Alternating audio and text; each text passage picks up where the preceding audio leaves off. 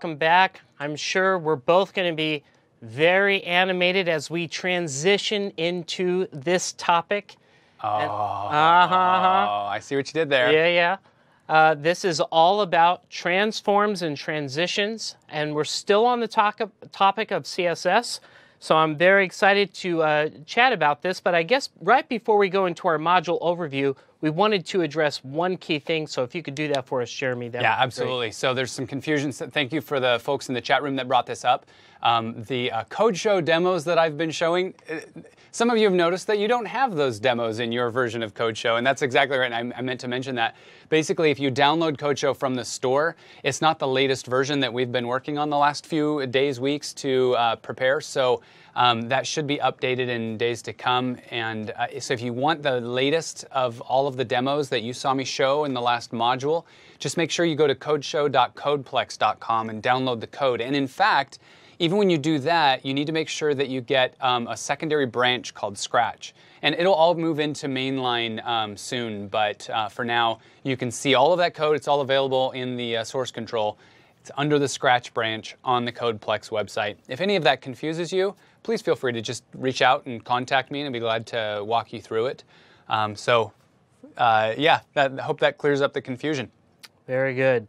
So our module overview is overtaken by this codeshow.codeplex.com, but I just wanted you to at least have that URL there. And now we'll go ahead and talk about what we're going to talk about. So really, transitions and transforms in CSS are focusing on how we're going to manipulate things on the screen. So they're already there. It's not necessarily about what color they are or if there's a border. It's about really messing up or dramatically changing or altering things that are on the screen. So maybe it's red, but I want to change it to blue. That could be if we were using that inside of a transition, for example, or even an animation if we wanted to pull that effect off. This is where the creative piece really is key. And at the same time, where it can be, if it's done incorrectly, really a turnoff to the end user. So it's like with great power, comes great responsibility. And so we want to make sure that we're responsible with all the things we're about to tackle. Now we have, again, less than an hour to talk about some really hardcore, solid, good CSS things. And I believe we can meet this challenge. I believe the challenge is I'm going to give you just enough to be dangerous. You'll have CodePen to go play with, and then you'll also have the samples and the demos available, and they are in the current version of CodeShow because we've had some of these tried and true in there for a while. So you'll be able to see the mixture of them all, and then it's going to be up to you to apply that creative piece. So I'm going to give some examples, but then you might be able to take that and say, I think I know where I can go with this, and then you would be able to come up with something that can effectively use this. But my main goal here is to say, let me at least show you what the possibilities are. Let me explain what each thing does, and then show you just enough to get started, and then you'll be able to take it from there. So let's get rolling. Let's start here with... So you're going to transition in... yeah, he did it for me. I'll say I'm going to segue or go... I'll try to use something else. But we're going into transitions. So let me first discuss what a transition is. You could see quoted there from the W3C. Which is? I don't know. World Wide Web. It's just like I look at that as the place to go for all standard stuff on the web. That's like ECMAScript. Did you know that ECMA doesn't stand for anything anymore? Yeah, I don't even know. I don't know what these things stand for. But if I go to w3.org, and I will see this here, CSS Transitions allows property changes in CSS values to occur smoothly over a specified duration. So that's the official. That's the official. But then I'm going to, every time I quote you an official, I'm going to tell you what I think it is. It's just a reactive animation of some kind. I mean, that's really what it is. Reactive animation. Now, that's going to be different from something I'm going to show you at the very end, where there's an animation that's essentially will just start. It'll just happen. But a reactive animation would be reacting to something. So we don't know what that means yet. We just know it's reactive. and we'll get some kind of an animation. One thing I'm going to stress here is that this is for like the really easy, smooth, maybe subtle is the word I'm looking for. Subtle things that you could do to just add just the right touch. We're not talking crazy animations, although you could, but we're talking about some subtle things you can do. And of course, we'll be seeing an example here in just a second. So let's look at the screen here and talk about what we can do in terms of getting started. So I'm going to show some very basic syntax here regarding CSS transitions. First of all, the only thing that you should see on the screen at this point is just the fact that we have HTML content, which is here, and we also have how it would probably render in the browser right here.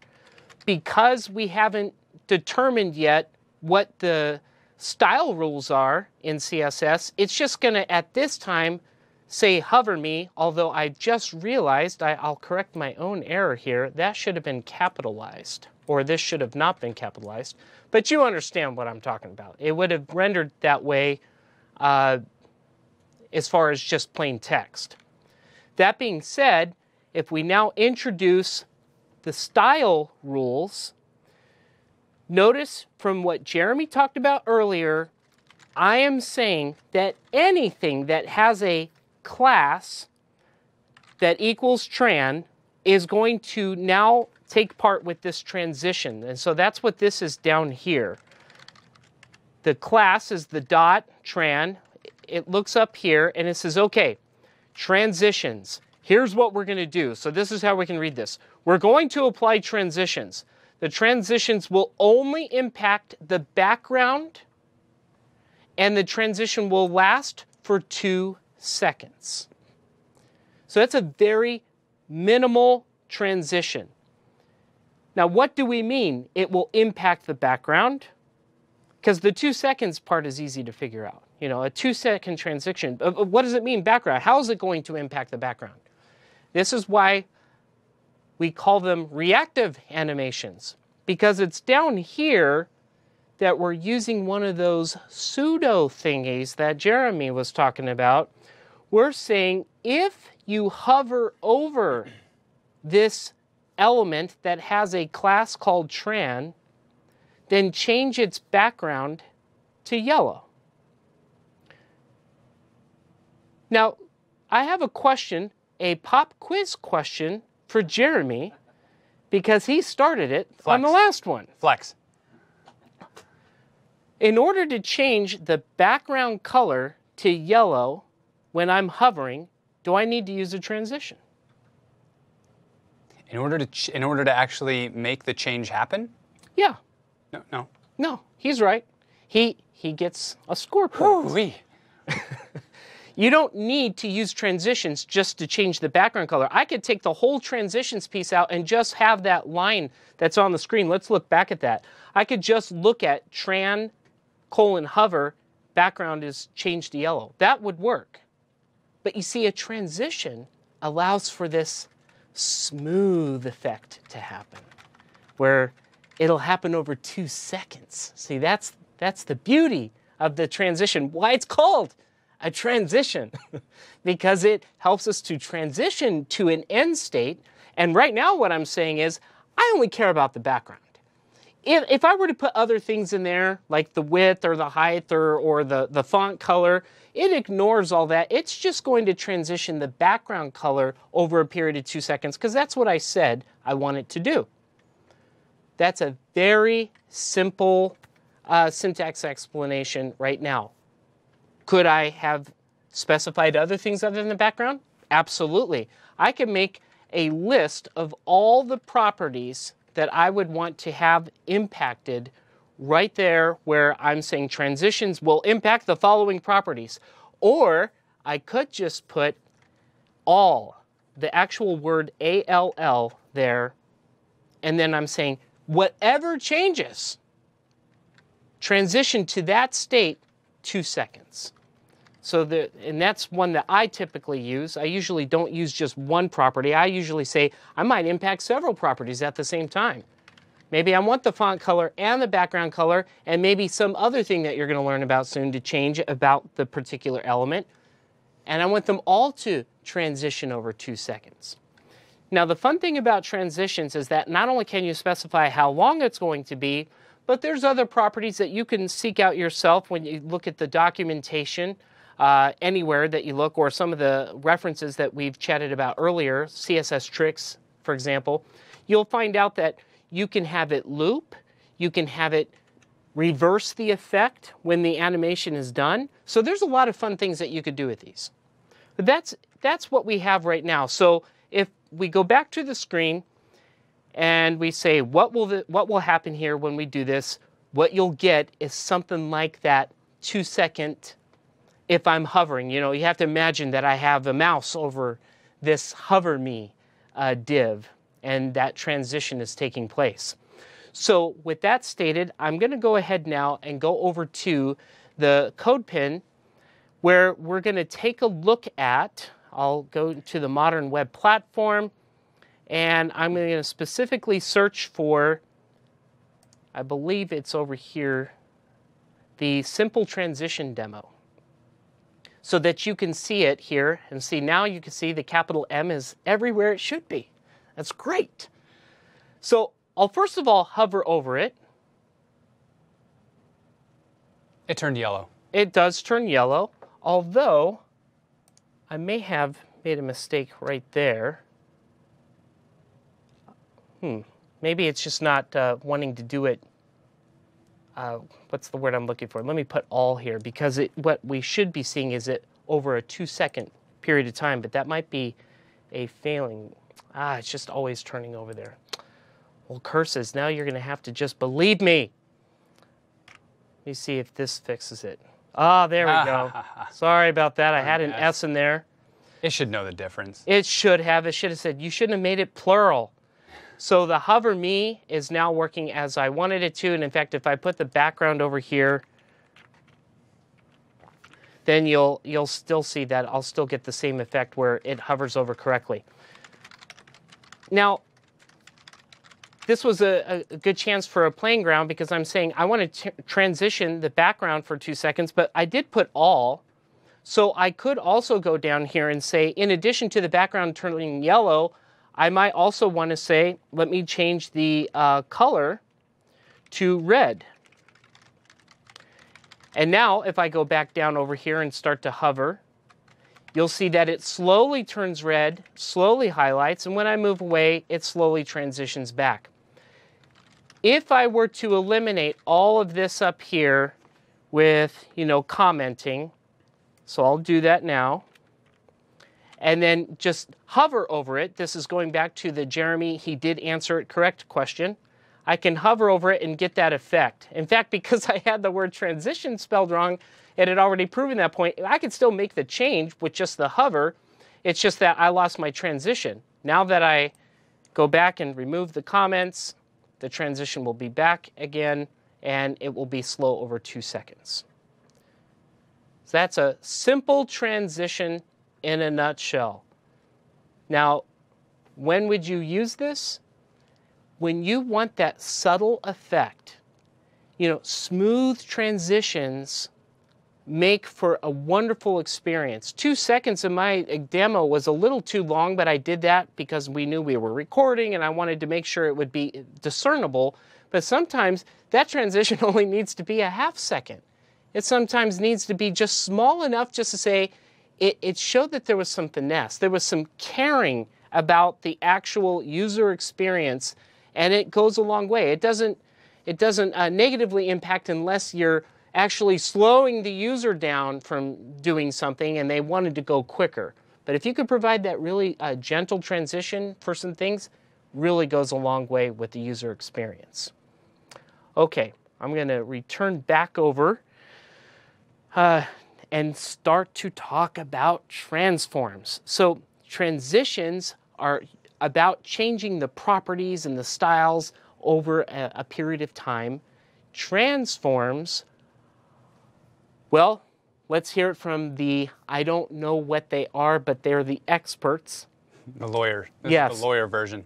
So CSS Transforms allows elements styled with CSS to be transformed in two-dimensional, three-dimensional space. So that's literally right from the spec, right? That's exactly what they say. And I just say they're visual transformations. You'll visually see something transformed. How? Well, however you want. I mean, how do you want to transform it? How do you want to change it? That's what we're going to be talking about. So let's look at some of the options that we have available. We're going to first look at how you can rotate something. This is one of those areas where, let's say we wanted to just tilt. That's the way we're thinking of it. I want to tilt the text so that it's slightly off and really just showcases the fact that we've got a winner. I'm going to, once again, put Mr. Jeremy Foster in the hot seat and say, so Jeremy, in days past prior to using transforms to do this, how would you have accomplished this in the old web world? How would I have rotated it? Yeah. I would have made an image out of it. Exactly. He actually got the answer correct because that's what we had to do. There really wasn't any other option. We just had to do it that way.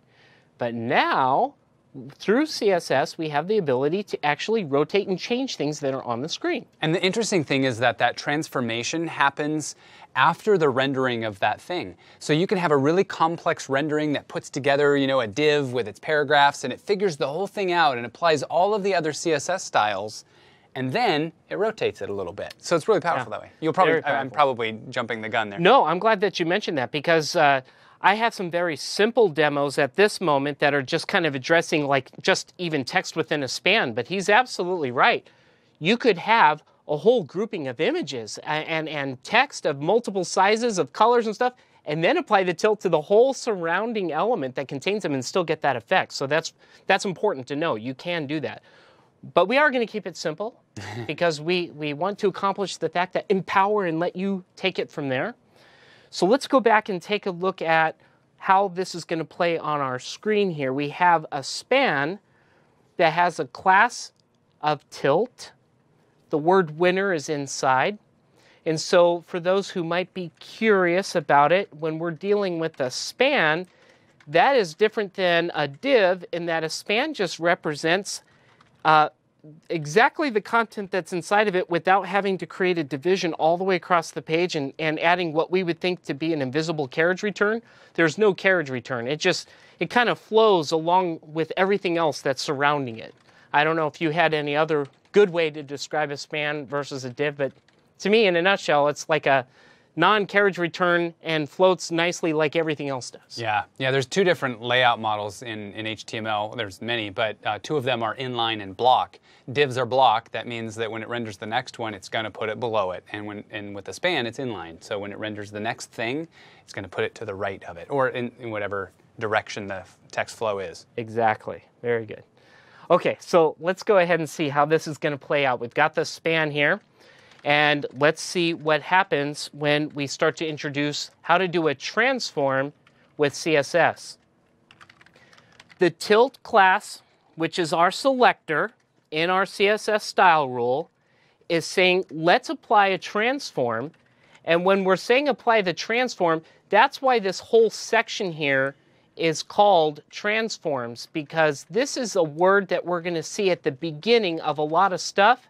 And then the type of transformation that we're going to do is going to be right there. So in this example, our first transform example is a rotation. And this one is -10 degrees is what I want to have applied to what's ever basically visually being rendered in that span. So when I go ahead and apply that, the effect will be similar to what you see on the screen now. I will tell you with all confidence and sincerity that it is so much easier to apply rotations to text in CSS in HTML docs than it was for me to figure this out in PowerPoint. It was very hard to do it. It's so easy in HTML. I mean, it's a one-liner. It was that simple. So I'd like to show you how this also looks when I go to the example of it over here on the CodePen site. So I'll click on the rotate example. We can see just what we noticed. The span has a class called tilt. Then we apply the transform. I say -10 degrees. How much fun I get to have to put Jeremy on the spot again. So I said -10 degrees. That's cold. Yeah, it sounds cold.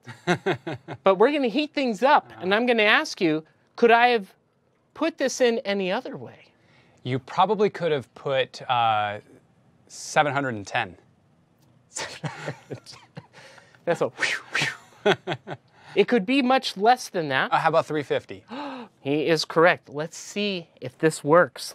Let's go to the screen. He says 350, and I assure you, he had no idea I was going to ask him this. So 350 degrees, and you can see that it still applies. So it took a -10 or a positive number, of course, 360. If I put a 360 here, I'm going to put a 6 here, but before I do that, Jeremy, what will the text look like? If you do what? I'm sorry? 360. If you put 360, it will look identical to the way it did before you did it. You are correct, sir. It would basically make your entire effort of writing a transform seem futile. So what if I wanted to call this thing upside down? What would I then do here? How about 180? Let's try it. Can you make text upside down? What? You can. And that's one of the things that you can accomplish with this transform, is this kind of rotation. So whether you want to, if you think better in terms of 350 versus I just want it -10, however you want to think about it. Somebody on the chat line asked, where's the rotation point? What's 0? I see what you're saying. So what is considered the actual portion of the... So it does base it basically in however it resolves what the mid or the center of this element's going to be. But that is something that can be affected. That is, I don't have an example of it, but you can. But that is something that can be tweaked. Good question though. Okay. Good question. But right now, just think about in terms of whatever the natural, however it would. It's called the transform-origin. You can change the transform-origin. By default, it's in the very middle of the element. But if you say that you want the transform-origin to be offset to the right a little bit, then that whole thing will rotate around that point. Sure. In fact, if I recall correctly, and maybe you could check on this for me before we get to the very end, but when we show some demos from CodeShow, there might actually be one with the transform origin. If not, but let us know at the end if we get there so we can see that in action. Okay, so we've talked about rotation, and that was fun. Now we're going to move on to the next topic, and that is going to be how to skew things. And that just in itself sounds fun. Just the fact that that word is recognized is awesome in CSS. So again, we have the span. This time it's called, the class is fast. And we've put time in there. If I apply to the class called fast the transform of a skew, notice in this example that the skew is followed by a capital X. That could also be a capital Y. Or I could just have skew as long as I provide 2 arguments instead of just 1. What about Z? The obvious question. No. Or at least I should say, I don't know. I've never used Z. I think skew Z works. Is there a skew Z? Yeah, in 3D Transform. That's crazy. Okay. How about is there anything after Z? How about a 4th dimension transform? Yeah, I don't know. But I'm the one who gets to ask the pop questions. sorry. The answer is flex. Okay. So we have a skew X by 25 degrees. So we're dealing with degrees again.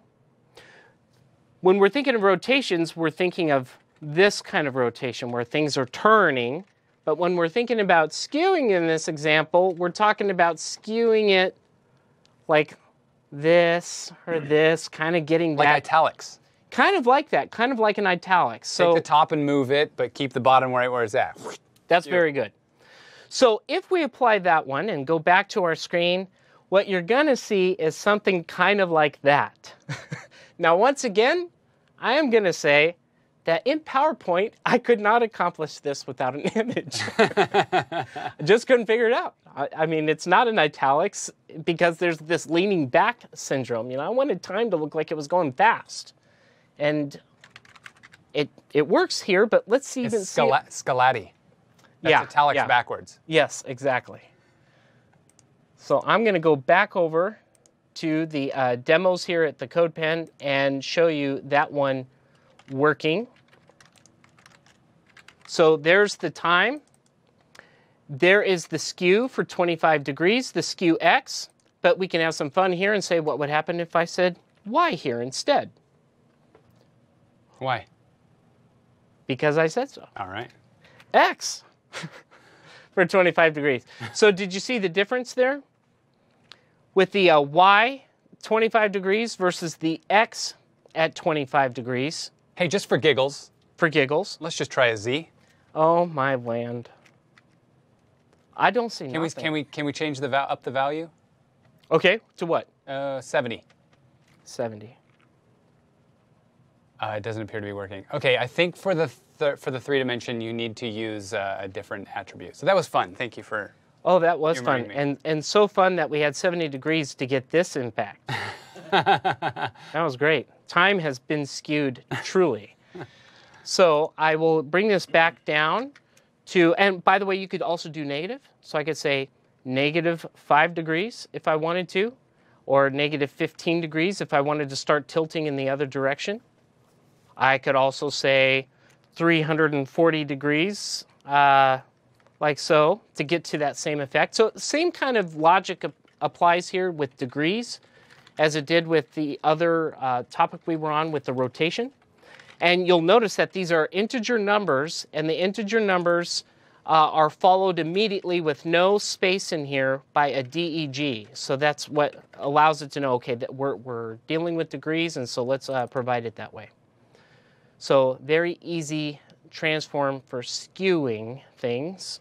And yes, you could provide a 2 in here. So if I take this out and I start to apply, let's say 35 DEG here, now what I'm doing is I'm saying skew at both X and Y 340 degrees by 35 degrees.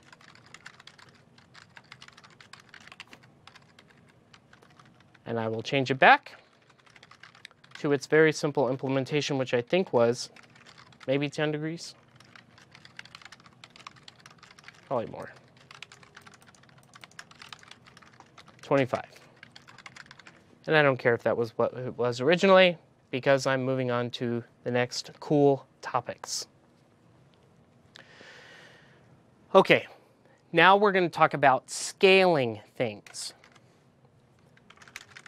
When dealing with scale, what we're really trying to say is I look at scale. Remember, there's this like formal way of saying something, and then there's what's another way to say it? The Michael way of saying it. The Michael way of saying it. So I usually have this internal way of saying, okay, I connect it with it this way. Think of scale as zoom. You could zoom in, zoom out. You can make things small, you can make things big. You're scaling it in and out. So that's why on my screen here, I have 2 examples. I have a span called me, and then a span with a class that equals half called mini-me. And so if I now add the half style rule, which contains a transform, in this example, it's not an integer number. It's actually a scale of 0.5, which means scale me 50%. If you scale it 50%, what will the effect be? Well, if we're taking a look over here at the browser side and we see me and we see mini-me, and now we make it go into effect, that is going to be how it's going to look. It'll be kind of somewhat in the middle, you know, so it didn't like drop down. Again, this could be all configured, so I could have had it baseline down or whatever, but by default, it just puts it right in the middle and scales it down to 50% of what it was. With that, we'll go ahead and take a look at the CodePen example.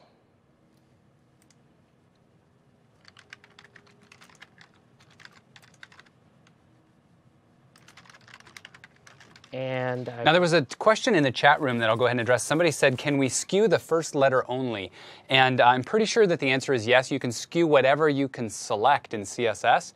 And there's a pseudo class for selecting the first letter of something. So if Michael would have said .fast to find his fast tag, his span or div, I forgot which it was, and then said : first dash letter, it would have selected the first letter of the text that's inside of that element, and then the skew would have applied to that. So that's a really good point. Yeah, you can use that for doing something like drop caps, where you want to take the first letter of the paragraph and make it larger, make it float so that all the text lands up against it, and then maybe skew it a little bit. You can also use it when you have a font that doesn't support an italics, doesn't have an italics module to the font. You can simply use a skew on that font, and that'll kind of mimic that. Cool, thanks. Whoop, I just skewed my chair. Wow, I don't want to scale that far down. I didn't mean the mini-me thing, and I keep doing it. Isn't that funny? So I'm not trying to be funny. I am actually mini-me. That's a transform, yeah. It is a transform and a scale at the same time. I do want to showcase, though, on the screen that this is like the net effect of running that in the CodePen, where I applied that scale of 0.5. Now, of course, if I wanted to make this giant, maybe double the size instead, what would you think I would put here, Jeremy? How about 2? You're right. The number 2 would then change it, but look what it did. It blew it up. That's interesting. Well, it expanded to the left and the right because that transform origin is in the middle. In the middle, right. So if I really want to go crazy, that would be 300%. If I also wanted to go much smaller, I could do like a 0, and I highly recommend you start 0.25, so then it gets like really tiny. Yeah, that's lawyer writing in there. So that's how you can apply your scale. So now let's have a discussion about scale. And I'm gonna put him on the spot again.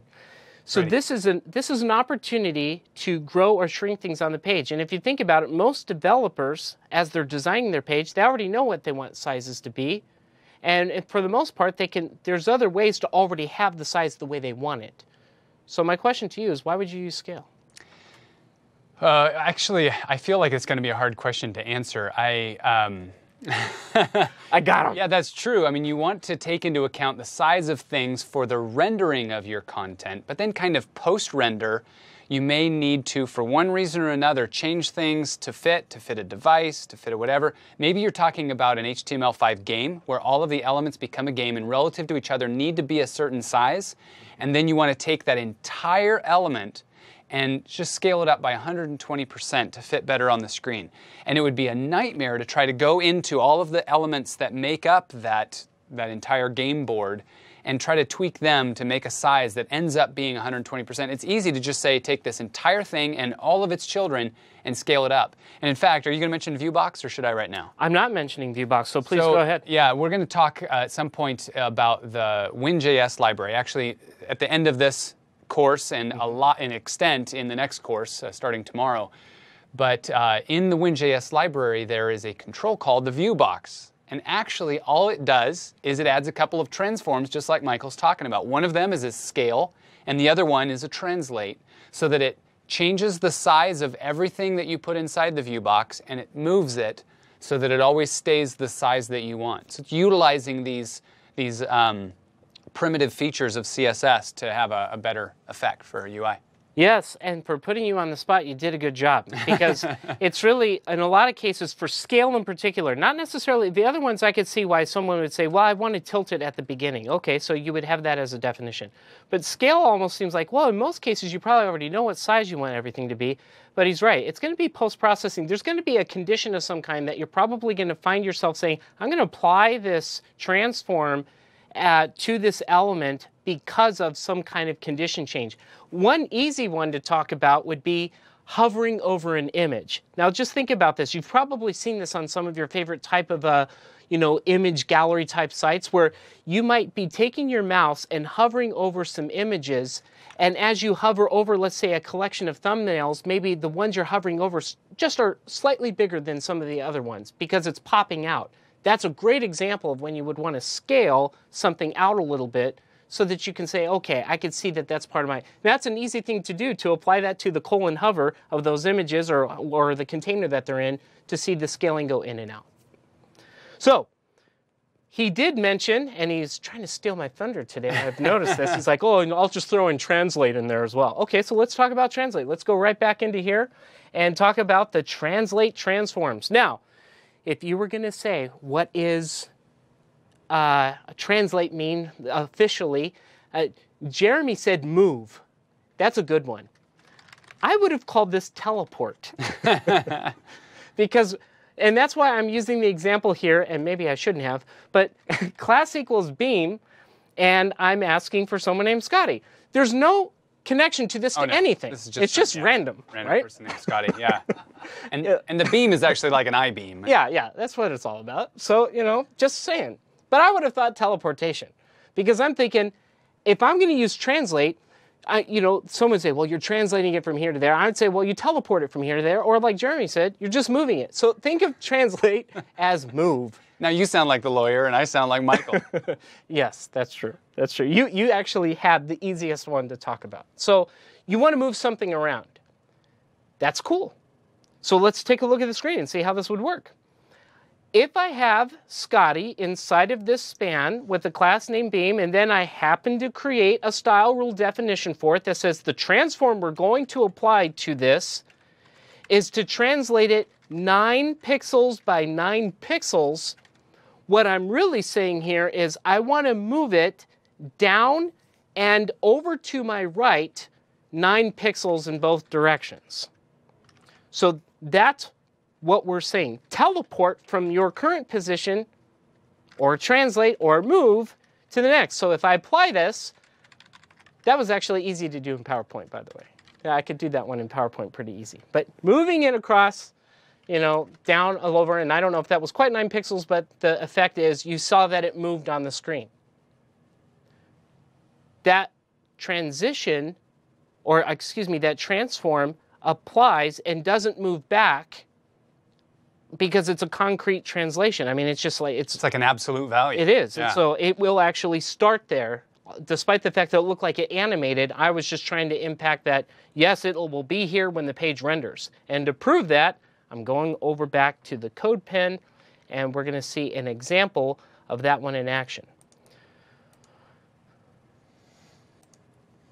So I'll find the one that says Scotty. It's right here. It's the translate. You'll see already it's down here. It's off. In fact, if I made this more like 19 by 19, then it moves down more. If I make this more 119 by 119, now I've even teleported even farther down.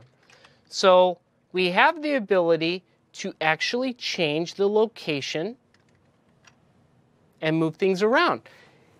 I can't put Jeremy back on, I can't put him on the spot again because he's already answered it cleverly in his previous answer. And that was, if you already know where you want things to go on the screen, then what would you need to move them around for? And he gave a good real-world example of that. If we're going to start to condense or expand things, and we also, by merit of doing that, if we shrunk something down, obviously that container might be smaller than the ambient container of the browser.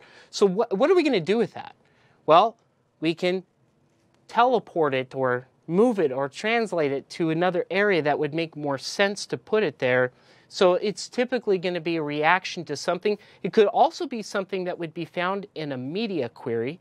That's something that Jeremy also referenced, in that if we're starting to deal with the different orientations or dimensions of a screen, and to accommodate that, we're going to start moving this here and moving that there. That would be another reason why you might want to use translate as well.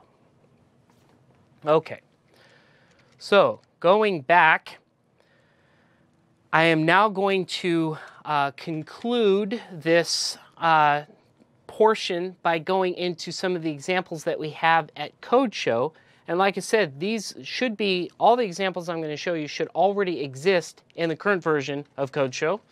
So I will move over there to the CodeShow. I was following along with you. Look at that. I was on layout. But I'm going to move back over here and start typing transition.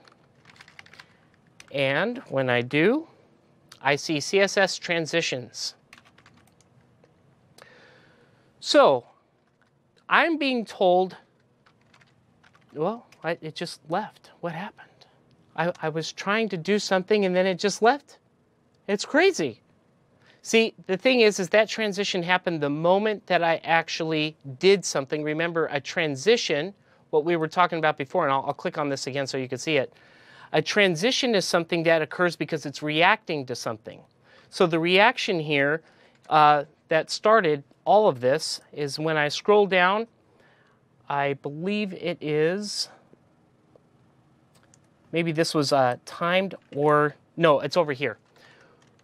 We're actually changing or adding things programmatically in our JavaScript, such as a class. And boy, I will tell you, I'm going to highlight this big time because this is something that you will absolutely use a lot, especially if you're really in tight with your CSS stuff. And that is, when you want to apply something programmatically, such as an entire class, to an element during runtime and add it dynamically, this is an example of adding that.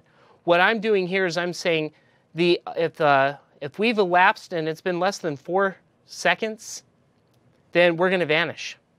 That's kind of scary. We're going to vanish, and that's exactly what happened. It started vanishing. So I'm going to keep pressing on this button here so that it starts to go crazy, because of course that's another reaction that it had, is because I clicked on the button, thus applying yet another transition. So the transitions here were applied. You'll notice here that when we use the word transition all 4 seconds, this is kind of like a summary or a review of what we did at the beginning. I'm saying if this condition is met, then anything that changes for 4 seconds, I want that transition to happen for 4 seconds. Well, if the vanish class gets added programmatically to this particular element, then the all will take effect and the opacity is going to kick in. And it's going to apply the transform.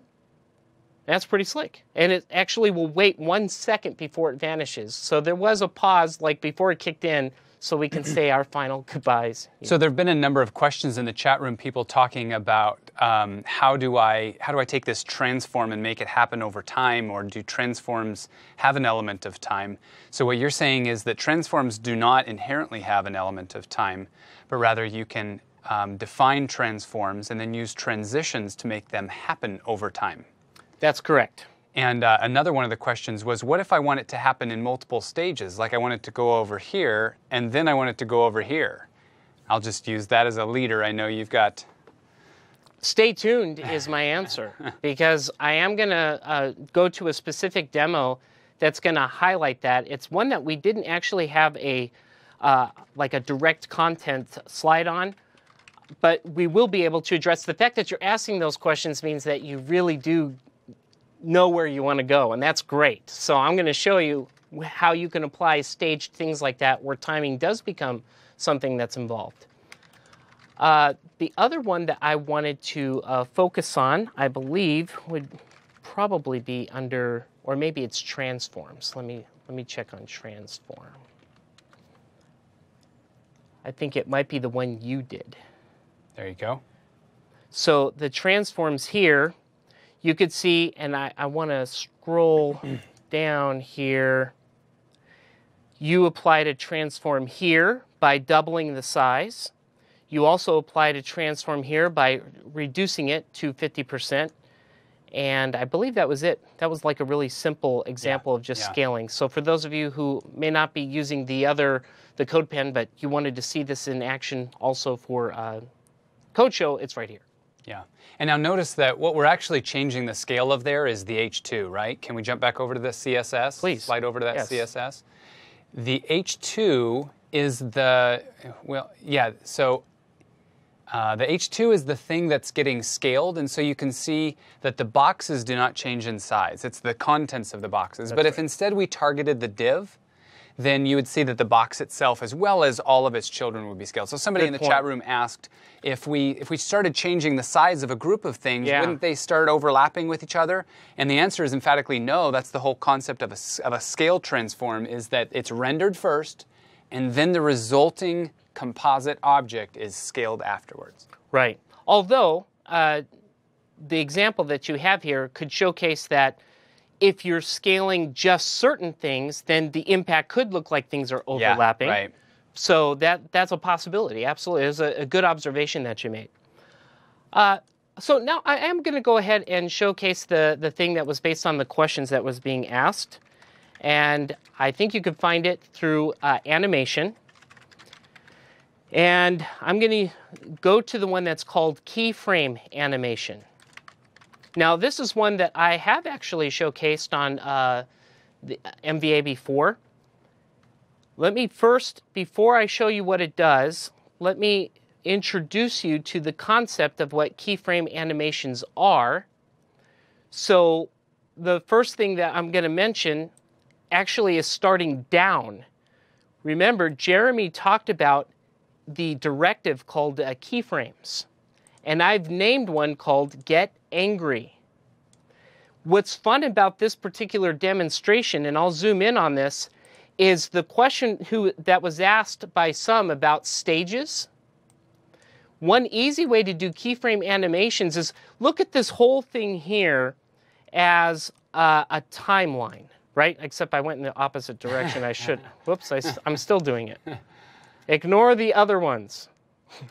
The timeline starts here, and so if this takes 10 seconds, yes, then the 60% is happening at 6 seconds. That's correct. Now, someone might say, well, how do we know how many seconds? Well, we defined how many seconds when we were going to apply the animation itself. So in this example, for 5 seconds, so at 60% of that, at 80%, at 90%, and then finally, how do you want to conclude? How do you want to end it? So that's why I have that one. Now I have another one called drop-in, which is down here, which is a much simpler one. It just simply says at the 0% stage versus the 100% stage. So however long this animation takes, it basically only does one movement. And what you'll find is inside of each one of these stages, what you're doing is you're saying, this is the thing I want to change. So I'll zoom in on that again so we can talk about it. I'm saying I want to change the color at 60% here, and then I want to change the color at 80%, and then I want to change the color at 90%. So this is how we do some animations that also allow us to have these kind of timeline or stage-based views, and they can be triggered in code. So when I cruise back over here, I'm asking for event listeners. And on the click event, I'm once again using that very powerful thing I talked about, and this is something that you're going to love, is I'm toggling in my class list. Because remember, Jeremy said you can have more than one class on any element. That's why we have a class list property, because there could be one or many, or zero. So I'm toggling one called animate-get-angry. Which is really nice, because I've actually seen code where people have, not knowing about toggle, have attempted to parse the class string, find it, remove it, and put it back in. That's awful. This is such an easy way to do it. So you could just basically turn it on and off. So the net effect is when I click this and it says, you're going to make me angry, and although there's no reference to anything angry and green, I'm just simply saying that in this example, something is larger, it's green, and it's angry. Who knows how these things come about? So that's keyframe animations. You'll want to definitely take a look at those samples, and certainly look at the other ones like at CSS Tricks, where you can see other ways that people have applied those animations as well. That takes us to our summary. We have talked about transitions, which I have called the reactive animations. We have talked about transforms, which allow you to take specific things on a screen and apply visual transformations such as rotation, skew, scale, and translate. So Very fun, I powerful think you talked stuff. about more than just that even. I did. I also snuck in there those keyframe animations because I wanted the viewers who were watching to know that you can do things in stages like that as well. By the way, I triggered that animation by adding that toggle class. But if I didn't do it that way and the animation class was already, or the class that was triggering it was already on the element, the animation takes effect immediately.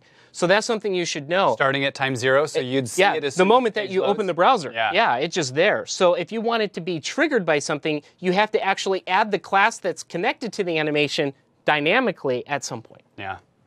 So that's it. I mean, we have wrapped this one up. What do you think? I think that's good. I think it's good content, and I think we actually have more to come. We're going to be getting into, I feel like we're going to be getting into the nitty-gritty because we're going to be looking at APIs and JavaScript libraries. So we should do that. First, we're going to take a meal break. So we're going to be returning at in something like 1 hour. 1 hour. So yeah, come back in an hour. Make sure you join us for the in-depth look at the APIs, libraries, and more of the web platform.